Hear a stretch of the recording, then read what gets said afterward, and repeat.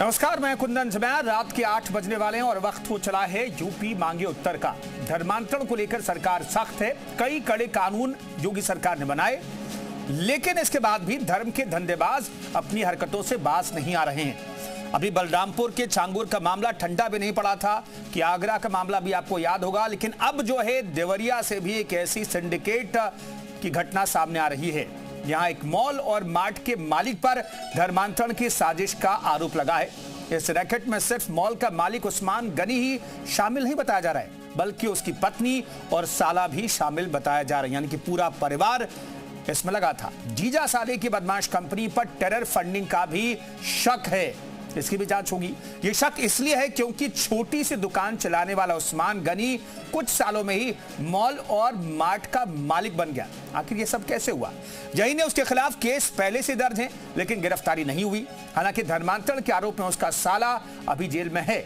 इस पूरे मामले को देवरिया से बीजेपी विधायक शरद मणि ने जोर शोर से उठाया है।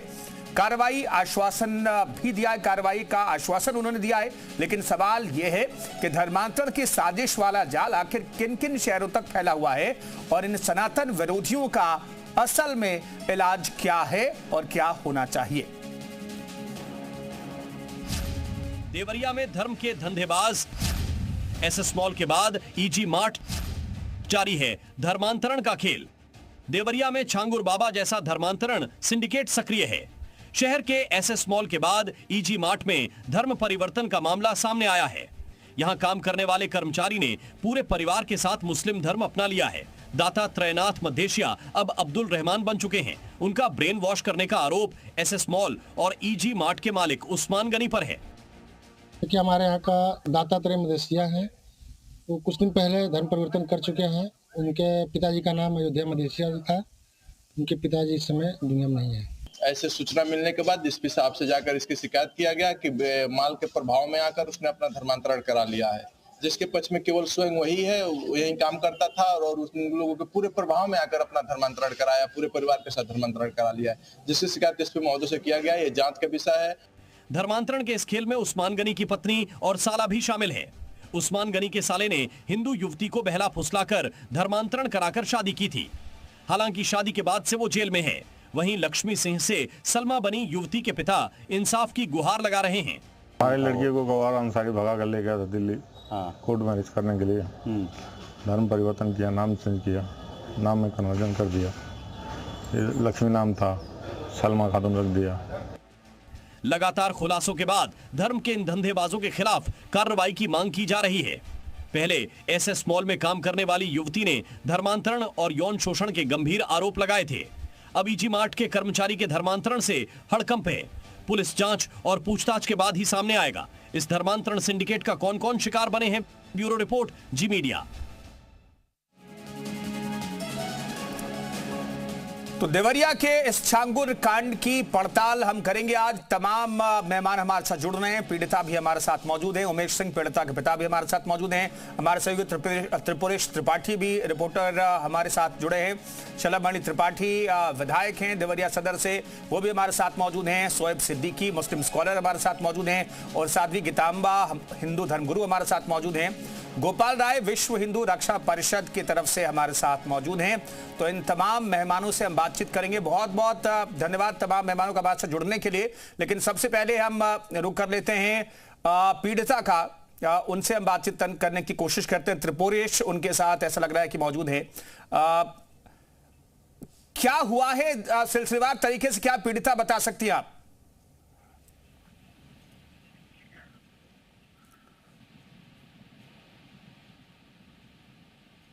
मेरा नाम उमेश सिंह है। मेरी लड़की को फुसला वाला करके दिल्ली लेके गए थे लोग धर्मांतरण कराने के लिए। कोर्ट मैरिज करने के लिए गए थे। वहाँ कोर्ट में लिखा हुआ था, मतलब लक्ष्मी सिंह नाम चेंज करके सलमा रख दिया था।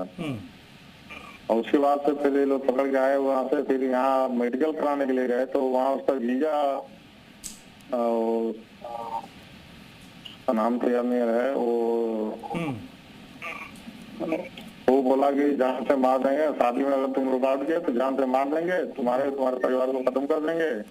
अगर कुछ भी करना पड़ेगा तो कोर्ट मैरिज तो हम कोर्ट से शादी करवाएंगे कि हाई कोर्ट से या सुप्रीम कोर्ट से कुछ भी होगा तो हम शादी करवा कर आएंगे। आखिर आपकी बेटी इस गैंग में के जाल में कैसे फंस गई, कुछ पता चला अभी तक आपको, और क्या कार्रवाई चाहते हैं आप? नहीं, हमको कुछ पता नहीं चला। ये लोग तो उसको ब्रेन वॉश कर दिए, एकदम ब्रेन वॉश कर दिए। हमारी बात बिल्कुल सुनती ही नहीं, बात करने के लिए तैयार नहीं। इतना ब्रेन वॉश कर दिए उसको कि बात सुनने के लिए तैयार नहीं है वो। हम न्याय चाहते हैं और कुछ नहीं चाहते, न्याय चाहिए। न्याय चाहते हैं। पीड़िता उमेश सिंह, उनकी बेटी का धर्मांतरण कराया गया ब्रेन वॉश करके। शलभ मणि त्रिपाठी कह रहे हैं कि वो न्याय दिलाएंगे। शलभ मणि त्रिपाठी हमारे साथ मौजूद हैं। शलभ जी, किस तरीके से ऐसे पीड़ितों को न्याय दिलाने का प्रयास आप कर रहे हैं? और ये सवाल ये भी है क्योंकि एक के बाद एक कई डिस्ट्रिक्ट सामने आ रहे हैं। अब तो सीएम सिटी के बेहद नजदीक का मामला सामने आ गया। सीएम सिटी यहां से 40 किलोमीटर दूर है। पहले बलरामपुर आ रहा था, आगरा आ रहा था, और अब तो सीएम सिटी के बेहद करीब का ये पूरा मामला आ गया सामने। देखिए, मामला बहुत ही गंभीर है, बहुत ही संवेदनशील है। हम लोगों के पास उमेश सिंह जी आए और इन्होंने बताया कि इनकी बिटिया है लक्ष्मी सिंह, और इनका ये कहना है कि लक्ष्मी सिंह का कन्वर्जन करा दिया गया, उसका नाम सलमा रख दिया गया और सलमा रखकर उसका निकाह करा दिया गया। जब इस पूरे मामले की तफ्तीश में हम लोग जुटे तो ये पता चला कि जिस व्यक्ति का ये नाम भूल रहे थे वो उस्मान नाम का एक व्यक्ति है जो देवरिया में एक शॉपिंग मॉल चलाता है। उस्मान का सगा साला है गौहर, जिसने इनकी बेटी को बहला फुसलाकर उसके साथ निकाह किया। और उसके बाद जब इस पूरे मामले में हम लोगों ने इस पूरे मामले को लेकर कार्रवाई के लिए कहा, तफ्तीश हुई, तो ये पता चला कि गौहर ने और उस्मान ने मिलकर कन्वर्जन कराया है। और उमेश सिंह जी को लगातार वो लोग धमकियां दे रहे थे कि अगर आप इस मामले में कोई जुबान खोलेंगे, अगर आप कुछ कहेंगे तो आपकी हत्या कर दी जाएगी, जैसा कि उमेश जी ने स्वयं अभी आपके टीवी चैनल पर बताया। इस मामले में पुलिस पे जब हम लोगों ने कहा कार्रवाई करने के लिए तो गौहर उसमें गिरफ्तार किया गया है, उसको जेल भेजा गया। लेकिन गौहर की गिरफ्तारी के बाद से एक के बाद एक करके मामले आने शुरू हुए और ये पता चला कि जो उस्मान है, गौहर का जो बहनोई है, वो जो शॉपिंग मॉल चलाता है, उसके शॉपिंग मॉल में काम करने वाला जो मैनेजर है, जो कुछ वर्षों पूर्व तक उसका नाम दत्तात्रेय गुप्ता था, उसका भी कन्वर्जन किया गया, उसका भी धर्म परिवर्तन कर दिया गया और अब वो दत्तात्रेय गुप्ता से अब्दुल रज्जाक उसका नाम हो गया। यह भी पता चला कि जो उसकी पत्नी है उनका नाम गायत्री था, वो गायत्री से उनका नाम बदल के गुलशन फातिमा उनका नाम कर दिया गया। इस प्रकार से एक के बाद एक करके इस तरह के मामले आने शुरू हुए और ये पता चलना शुरू हुआ कि बड़े पैमाने पर एक कन्वर्जन हुआ है। इस बीच अगर आप देखेंगे तो एक बिटिया आई है, हिंदू समाज की एक बिटिया आई है जिसने हिम्मत दिखाई है, साहस दिखाई है, संभवतः वो आपके चैनल पर जुड़ी हुई भी हैं और उन्होंने इस पूरे मामले में जो कि वहाँ काम कर चुकी हैं, उन्होंने आकर पुलिस में एक रिपोर्ट दर्ज कराई और जो उन्होंने बातें बताई हैं वो बहुत चौंकाने वाली बातें हैं, बहुत हैरान करने वाली बातें हैं। उनका ये कहना है कि एक्सप्लॉयटेशन होता है, हिंदू लड़कियों का वहाँ पर एक प्रकार से उनका उपयोग किया जाता है और इस बच्ची के ऊपर भी धर्मांतरण का बहुत दबाव बनाया गया, इसको डराया धमकाया गया। जब इस बच्ची ने नौकरी छोड़ दी तो इसको चोरी के मुकदमे में फंसाने की कोशिश हुई, इसको जेल भिजवाने की कोशिश हुई। ये मामला बहुत ही संवेदनशील है और देखिए, आपको पता है कि भारत के भीतर कुछ ऐसे तत्व हैं जिनके मन में गजवाए हिंद का सपना पलता है, लेकिन देवरिया को हम छांगुर की धरती नहीं बनने देंगे। देवरिया छांगुर की धरती नहीं बनेगा, इसमें कार्रवाई होगी। मुकदमे दर्ज हुए हैं, पुलिस पे हम लोगों ने कहा है कि आप कार्रवाई करिए क्योंकि समाज बहुत उद्वेलित है, देवरिया के लोग बहुत उद्वेलित हैं, देवरिया के लोगों के अंदर बहुत नाराजगी है। शलभ जी, ये भी कहा जा रहा है कि कुछ सालों पहले तक ये व्यक्ति जो है वो सिर्फ एक छोटी सी दुकान चलाता था, उसके पास मॉल है, मार्ट है, सैकड़ों कर्मचारी, दर्जनों कर्मचारी काम करते हैं। आखिर इतना तरक्की इस शख्स ने कैसे कर ली? 11 मॉल हैं जो मुझे बताया गया कि कुछ वर्षों पूर्व तक, जो लोगों ने बताया कि कुछ वर्षों पूर्व तक कुछ भी नहीं था। आज 11 मॉल है और 11 मॉल में आप देखेंगे तो इस प्रकार के लोग, जो दत्तात्रेय गुप्ता जो कि बहुत ही गरीब परिवार से आते थे, आज दत्तात्रेय गुप्ता अब्दुल रज्जाक हो चुके हैं। गायत्री देवी जो उनकी पत्नी है, एक गरीब पृष्ठभूमि से आती थी और बहुत ही पूजा पाठ करने वाली धार्मिक महिला रही। उनके बारे में मोहल्ले के लोग बताते हैं कि बहुत अच्छा भजन गाती रही, माँ भगवती का, माँ काली का। आज वो गुलशन फातिमा बन चुकी हैं। खबर ये भी है कि उनके परिवार में और भी लोग कन्वर्ट हुए हैं और भी लोगों के कन्वर्जन की बातें सामने आ रही हैं। तो निश्चित तौर पे फॉरेन फंडिंग है और ये छांगुर जैसा नेटवर्क लगता है कि छांगुर जैसा नेटवर्क है। हम लोगों ने पुलिस को बहुत स्पष्ट शब्दों में कहा है कि हम लोग कानून को मानने वाले लोग हैं, हम कानून का हमेशा सम्मान करते हैं, लेकिन अगर इस प्रकार की घटना हो रही है तो कानून का सम्मान कराना दूसरों को भी सिखाया जाए। नहीं तो हिंदू समाज के लोग, सनातन समाज के लोग बहुत उद्वेलित हैं, बहुत इस घटना से क्षुब्ध हैं। उनको लग रहा है कि कैसे हो रहा है, और स्वयं सरकार ने इस पूरी घटना को बहुत गंभीरता से लिया है। इसमें जवाबदेही तय होगी। कार्रवाई अगर नहीं जल्दी होती है तो पुलिस अधिकारियों की जवाबदेही भी तय होगी। ठीक है, त्रिपुरेश त्रिपाठी भी हमारे साथ मौजूद हैं, हमारे सहयोगी। त्रिपुरेश, बताइए कि शलभ मणि तो कह रहे हैं कि भाई इस पूरे मामले में कार्रवाई होगी और होकर के रहेगी, और ऐसे मामले में सरकार की गंभीरता दिखाई देती भी है। कहां से यह मामला खुला और अभी तक पुलिस की जांच कहां तक पहुंची है, और क्या कार्रवाई होने की उम्मीद वहां पर लोग भी कर रहे हैं? आप आपको बता दूं, जो सदर विधायक ने कहा है कि जो छाओं का नेटवर्क है वो जनता में तेजी फैल रहा है, तो निश्चित रूप से सदर विधायक की बात सही है। इस मामले का खुलासा तब हुआ जब ईडी मार्ट और एसएस मॉल के मालिक उस्मान पर इस मॉल में काम करने लड़की ने संगीन आरोप लगाए। उसने यौन उत्पीड़न का मामला आरोप लगाया, और साथ ही ये भी लगाया कि जो वहाँ व्यापारी आते हैं उनसे लड़कियां परोसी जाती हैं। तमाम गंभीर मामलों में लड़के ने आरोप लगाया। लेकिन सबसे बड़ा दुर्भाग्य कहा जाएगा कि इतने गंभीर मामलों के बाद मामले में 5 दिन बाद एफआईआर दर्ज होती है। त्रिपुरेश, लोगों से भी बात कीजिएगा, क्योंकि अब शलभ मणि भी कह रहे हैं कि वहां के लोग बहुत उद्वेलित हैं, तो लोगों से भी पूछिए कि धर्मांतरण का जो पूरा सिंडिकेट चल रहा था उसे लेकर के लोगों का रिएक्शन क्या है? जी बिल्कुल, मेरे साथ तमाम लोग यहाँ मौजूद हैं, उनसे बात करेंगे। अच्छा, ये बताइए, जो नेटवर्क चल रहा था यहाँ पे छाओं का नेटवर्क चल रहा है, जब बात करें, इसको क्या कहना आता? ये तो मैं देवरिया का दुर्भाग्य कहूंगा कि इतने बड़े लेवल पर धर्मांतरण जो है का जो मालिक उस्मान गनी, इतने बड़े लेवल का खेल देवरिया में चल रहा है, उसके बावजूद भी उसके ऊपर मुकदमा पंजीकृत है। इसके बावजूद देवरिया का प्रशासन क्या लिपापोती कर रहा है मुझे पता नहीं, इसकी गिरफ्तारी नहीं हुई है। आप बताइए क्या कहना चाहेंगे आप, जो इस माल का पकड़ा मामला सामने आया है? मामला बहुत संगीन है, एक ऑर्गेनाइज क्राइम है, और मैं इसमें प्रोसिक्यूशन की तरफ से रखा हूँ, और यह मामला जो 5 महीने पहले उजागर हुआ, लेकिन प्रशासन के बहुत प्रयास करने के बाद फरियाद दर्ज होता है, और जिसमें 10 साल की सजा है। ऐसे मामले में गिरफ्तारी ना होना यह जनता में आक्रोश का विषय है, और जनता इतना आक्रोश में है। अभी हाल का मामला जो अभी मिला है आज का, कि दत्तात्रेय मदेशिया को मुसलमान बनाया गया और उनका बिल्कुल त्रिपुरेश, तो लोग कह रहे हैं कि भाई ऑर्गेनाइज क्राइम है। साध्वी गीतांबा, ये ऑर्गेनाइज क्राइम आखिर उत्तर प्रदेश में क्यों नहीं रुक रहा है? क्योंकि उत्तर प्रदेश में तो योगी जो हैं वो मुख्यमंत्री, और यहां पर धर्मांतरण करने वालों पर सख्त कार्रवाई भी हो रही है, लेकिन फिर भी ऐसे मामले एक जिले के बाद जैसे ही मामला थोड़ा सा शांत होता है, दूसरे जिले से इस तरह का मामला सामने आ जाता है। आखिर ऐसा क्यों हो रहा है साध्वी गीतांबा? असल में योगी जी बहुत बाद में आए हैं। अभी क्या हुआ कि मुसलमानों के तुष्टीकरण की राजनीति चलती रही और मुसलमान लोग बनते रहे, नक्कटों का गांव तैयार होता गया, और तैयार होते होते आज स्थिति ये है कि एक एक लड़कियों को ये लोग डाइवर्ट करके, अभी बच्ची के पिताजी जो इस समय दुखी हैं, उनका तो समाज में बेचारे का कम से कम सामने आए हैं, ये बहुत बड़ी बात है। और ये हिम्मत भी हमें लगता है कि बीजेपी सरकार ही दी होगी तभी वो सामने आए, नहीं तो इतना जल्दी कोई सामने नहीं आता है। तो ये हमारे यहाँ जो मुस्लिम तुष्टीकरण नीति रही, वो आज हमारे लिए कहा गया है ना कि जो विष वृक्ष बोआए वो आगे सो फल फूल देना लागे।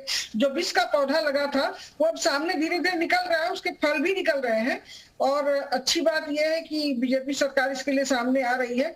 और हम तो ये जानते हैं कि ऐसे लोगों को खड़ा होकर चौराहे पर गोली मारनी चाहिए सीधे।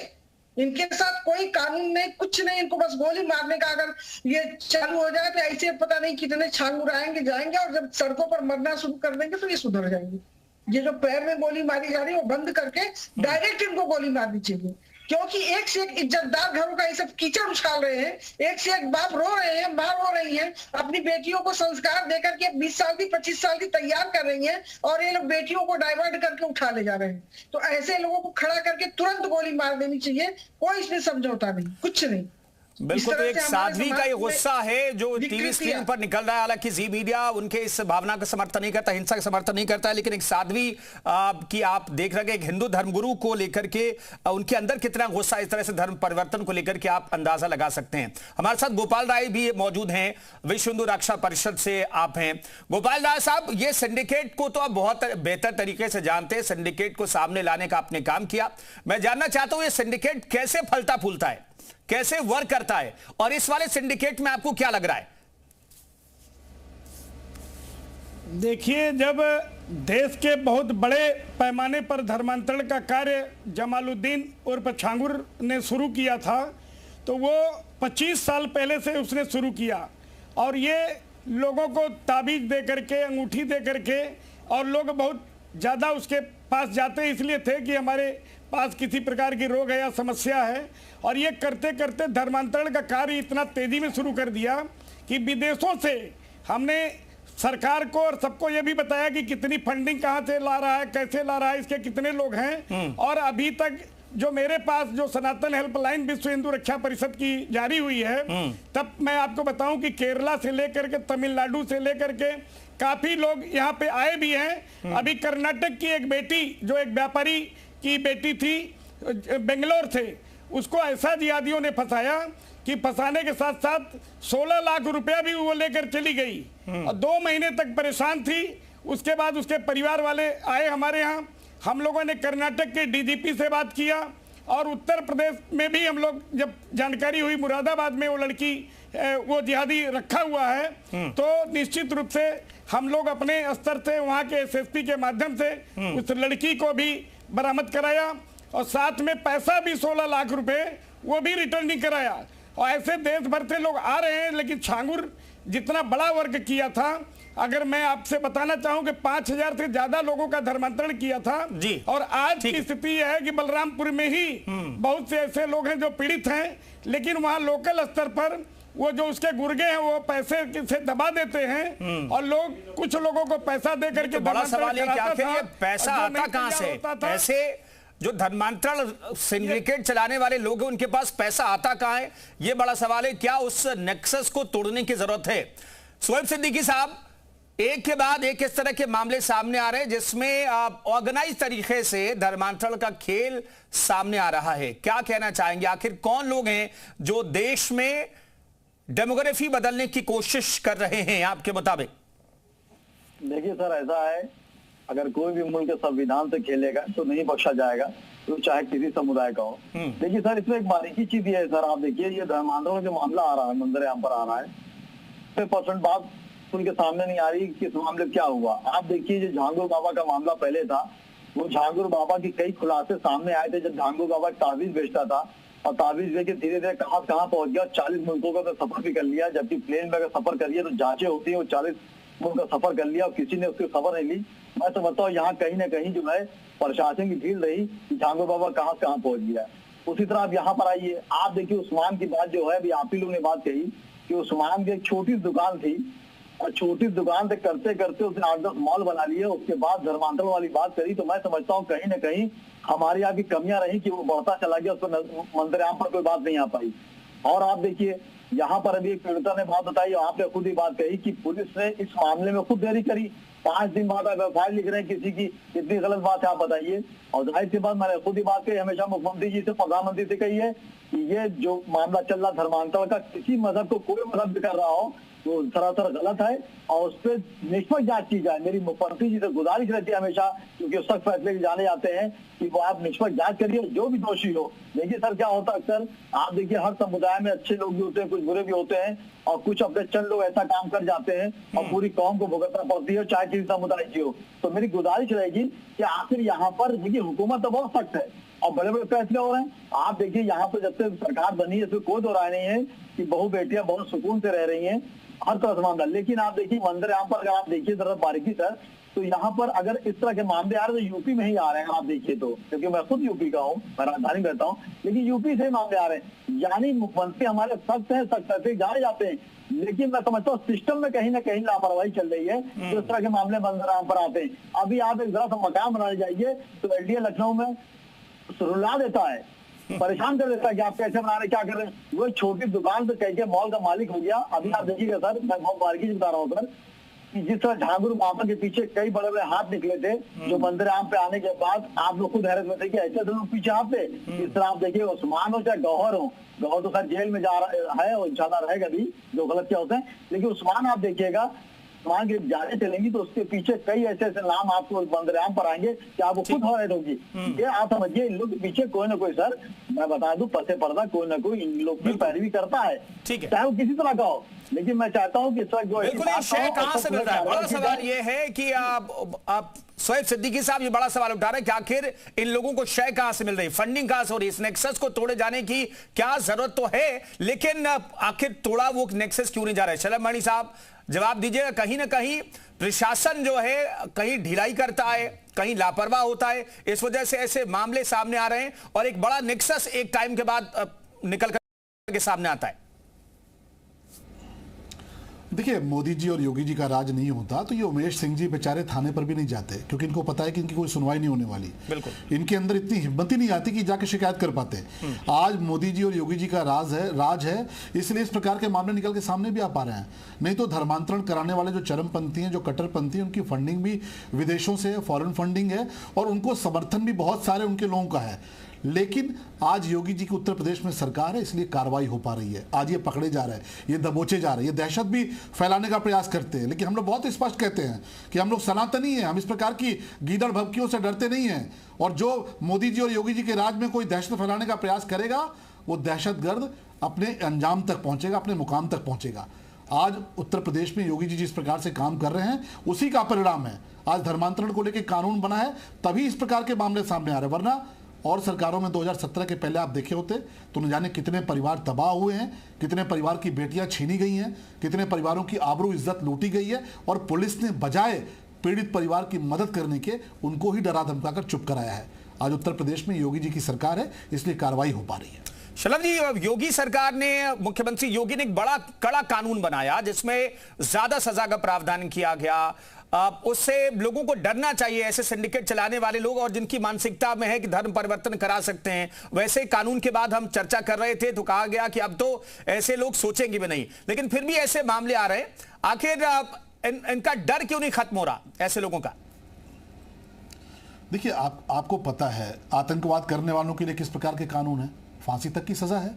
लेकिन जिनकी फितरत आतंकवाद फैलाने की है, जिनके मन में इस बात को लेकर अंदर भरा हुआ है कि हमें गजवाए हिंद करना है, जिनको 72 हूरों के सपने आते हों, उन्हें हिंदुस्तान के कानून पर भरोसा नहीं है, उन्हें बाबा साहब भीमराव अंबेडकर जी का संविधान नजर नहीं आता, उनको कुरान की आधी से बातें समझ में आती हैं, तो उनको 72 हूरे चाहिए, उनको जाकर उनको अपने तरह के अंजाम चाहिए।